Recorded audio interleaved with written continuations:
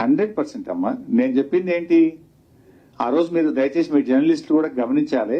సంగారెడ్డిలో నేను press meet పెట్టినా. I will send you the video byte also. నేను కేటగారికల్ గా చెప్పాను, స్పష్టంగా చెప్పాను. రాష్ట్ర ప్రభుత్వం బాండ్ పేపర్ మీద రాసిచ్చిన 6 గ్యారంటీలు, 13 హామీలు, 100 రోజుల్లో చేస్తామని చెప్పిన 13 హామీలను, రుణమాఫీని 15 ఆగస్టులోగా చేస్తే నేను రాజీనామా చేస్తానని చెప్పాను. ఈ రోజు కూడా దానికి కట్టుబడి ఉంటాను. నేను ఆ రోజు ఇంకా స్పష్టంగా చెప్పాను, అవ్వా తాతలకు 4000 పెన్షన్ వస్తే నాకు ఆనందం తప్ప నేను ఒక్కరిని ఎమ్మెల్యే పదవిలో ఉండడం నాకు ఆనందం కాదు. అక్కా చెల్లెళ్లకు మరి 2500 రూపాయలు వస్తే నాకు ఆనందం, వాళ్ళ పెదవుల మీద ఉండే చిరునవ్వులో నాకు సంతోషం ఉంటుంది తప్ప నాకు ఎమ్మెల్యే పదవి అంత ముఖ్యం కాదు.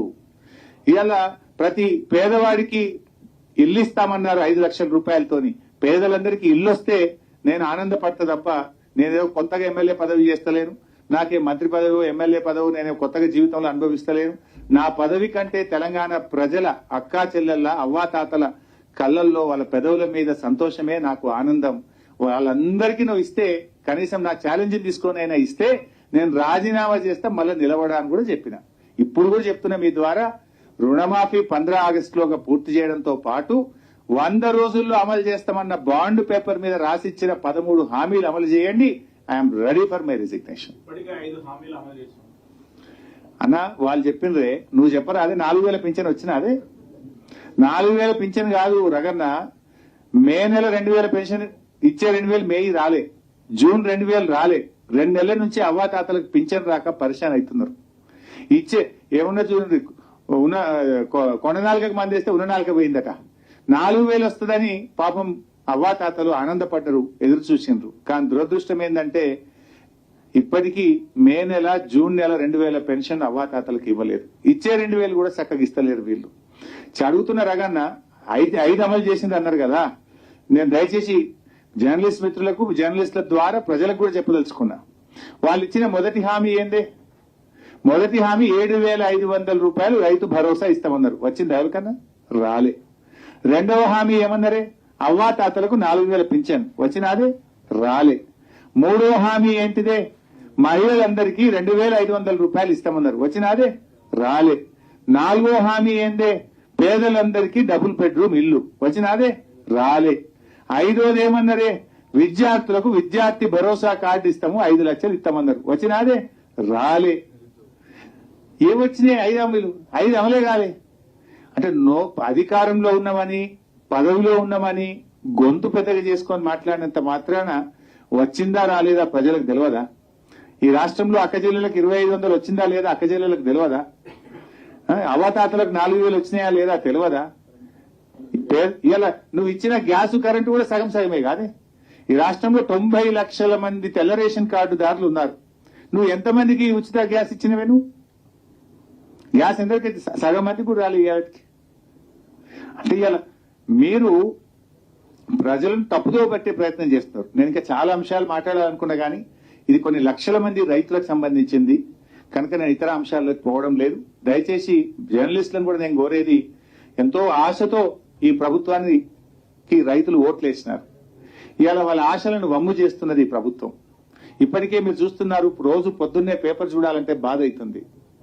రైతు ఆత్మహత్య లేని రోజు లేదు. మీరు ఏ పేపర్ అని చదవండి, ఏదో ఒక చోట, ఏదో ఒక పేజీలో ఇవాళ 2 రైతుల ఆత్మహత్య, ఇవాళ 1 రైతు ఆత్మహత్య, ఇవాళ 3 రైతుల ఆత్మహత్య. ప్రతిరోజు రైతు ఆత్మహత్యలు పత్రికల్లో కనబడతా ఉన్నాయి. దాదాపు 400 పైచిలకు రైతులు ఆత్మహత్య చేసుకున్నారు. గతంలో ఇదే విషయం మాట్లాడితే రేవంత్ రెడ్డి గారు ఆ వివరాలు పంపండి, నేను ఏదో 24 గంటల్లో వాళ్ళందరికీ నేను డబ్బులు ఇస్తా అన్నాడు. పంపించిన 24 గంటలు కాదు, గంట సేపట్లో పంపించినాం. ఇప్పటి వరకు స్టడీస్ అప్పులు లేదు. అయినా ఆగలేదు. ప్రభుత్వం రైతులకు భరోసాని ఇవ్వాలి, ధైర్యాన్ని ఇవ్వాలి, రైతు ఆత్మహత్యలను ఆపే ప్రయత్నం చేయాలి. ఇటువంటి సమయంలో ఒకవైపు రైతులు ఆత్మహత్య చేసుకుంటున్నారు, కరువు కాటకాలు ఉన్నాయి, వర్షాలు సరిగా పట్టలేవు, రైతులు ఇబ్బందుల్లో ఉన్నారు. ఇప్పుడు ప్రభుత్వం ఉదారంగా ముందుకొచ్చి షరతులు లేకుండా అందరికీ రుణమాఫీ చేసి రైతులకు కొండంత అండగా ఉండాలని చెప్పి ప్రభుత్వాన్ని మేము కోరుతా ఉన్నాం. ఒకవేళ ప్రభుత్వం ఈ షరతులను విరమించుకోకపోతే, ప్రభుత్వం రైతులందరికీ రుణమాఫీ చేయకపోతే రైతుల పక్షాన బీఆర్ఎస్ పార్టీ పెద్ద ఎత్తున పోరాటానికి దిగుతుంది. రేపు శాసనసభలో కూడా ప్రభుత్వాన్ని గట్టిగా నిలదీస్తాం.